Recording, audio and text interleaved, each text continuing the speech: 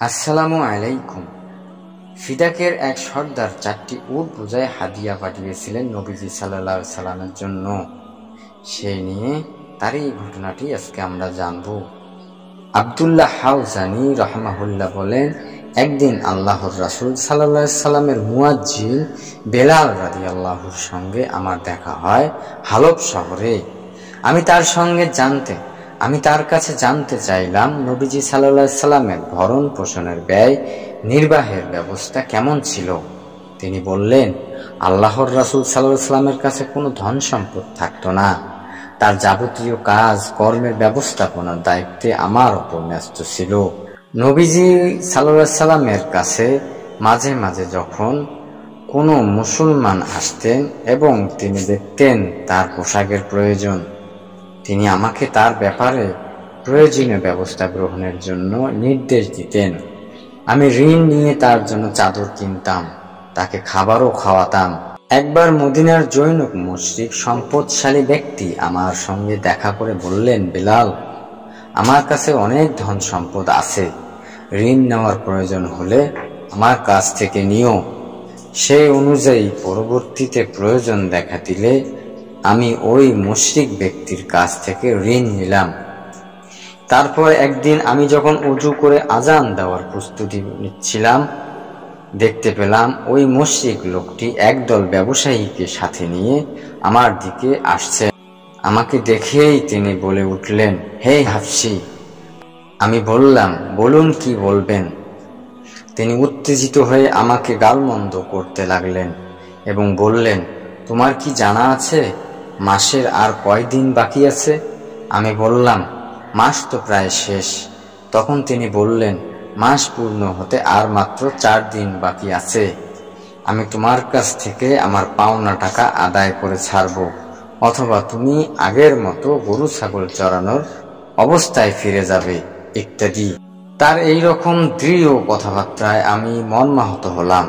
আল্লাহর রাসূল সাল্লাল্লাহু আলাইহি সাল্লামের এশার নামাজ আদায় শেষে যখন ঘরে ফিরলেন, আমি তার কাছে গিয়ে বললাম, হে আল্লাহর রাসূল, আমি যে মুশরিক ব্যক্তির কাছ থেকে ঋণ নিতাম, সে আমাকে এই রকম কথাবার্তা বলছে। এখন তো আমার কাছে কোনো তেমন ধন সম্পদ নেই যা দিয়ে আমি আমার ঋণ পরিশোধ করতে পারি। ওইদিকে সে তো আমাকে অসম্মানিত করতে চায়। আপনি আমাকে অনুমতি দিন, আমি পালিয়ে গিয়ে অমুক মুসলমান গোত্রে কোনো লোকের কাছে আশ্রয় নেই। ঋণ পরিশোধের ব্যবস্থা হওয়ার আগ পর্যন্ত আমি সেখানেই থাকব। এই কথা বলে আমি আমার ঘরে ফিরে এলাম এবং আমার তরবারি, মোজা, জুতা ও ঢাল আমার শিউরে রেখে ঘুমালাম, যেন খুব ভোরেই মদিনা ছেড়ে চলে যেতে পারি। পরদিন ভোরে যখন আমি পালানোর জন্য তৈরি, তখন এক ব্যক্তি দৌড়ে আমার কাছে এসে বলল, বেলাল, আল্লাহর রাসূল সাল্লাল্লাহু আলাইহি সাল্লাম আপনাকে ডাকছেন। আমি নবীজি সাল্লাল্লাহু আলাইহি সাল্লামের কাছে গিয়ে দেখতে পেলাম পিঠে মাল বোঝাই 4টি উট বসে আছে। আল্লাহর রাসূল সাল্লাল্লাহু আলাইহি সাল্লাম বললেন, সুসংবাদ আছে, তোমার ঋণ পরিশোধের জন্য আল্লাহ তাআলা এই সম্পদ পাঠিয়ে দিয়েছেন। এই পশুগুলো এবং এগুলোর পিঠে যে মালামাল আছে তা সবই তোমার। এগুলোতে কাপড় এবং খাদ্যশস্য আছে, যা ফিদাকের এক ধনী সর্দার হাদিয়া হিসাবে আমার জন্য পাঠিয়েছেন। তুমি এই সব বুঝে নাও এবং তোমার যাবতীয় ঋণ পরিশোধ করো।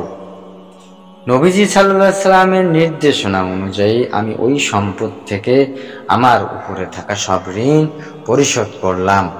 পরে আমি মসজিদে গিয়ে দেখলাম নবীজি সাল্লাল্লাহু আলাইহি সাল্লাম মসজিদে বসে আছেন। আমি তাকে সালাম দিয়ে তিনি জিজ্ঞাসা করলেন, তুমি যে সম্পদ পেয়েছো তা কি করলে? আমি বললাম, মহান আল্লাহ সব ঋণ পরিশোধ করে দিয়েছেন। নবীজি সাল্লাল্লাহু আলাইহি সাল্লাম জিজ্ঞাসা করলেন, ওই সম্পদে কি কিছু রয়ে গেছে? আমি বললাম, হ্যাঁ, কিছু রয়ে গেছে। তিনি বললেন, আমি চাই তুমি অবশিষ্ট সম্পদ থেকেও আমাকে চিন্তামুক্ত করবে, অর্থাৎ তা বিতরণ করে দেবে। যতক্ষণ তুমি আমাকে ওই সম্পদ থেকে চিন্তামুক্ত না করছো, ততক্ষণ আমি ফিরে যাব না ঘরে। নবীজি সাল্লাল্লাহু আলাইহি সাল্লাম ইশার নামাজ আদায় শেষে আমাকে ডেকে জিজ্ঞাসা করলেন, বাকি সম্পদ কি করেছো?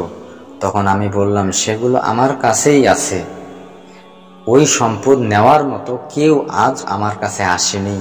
এই কথা শুনে নবীজি সাল্লাল্লাহু আলাইহি সাল্লাম সে রাত মসজিদেই কাটালেন।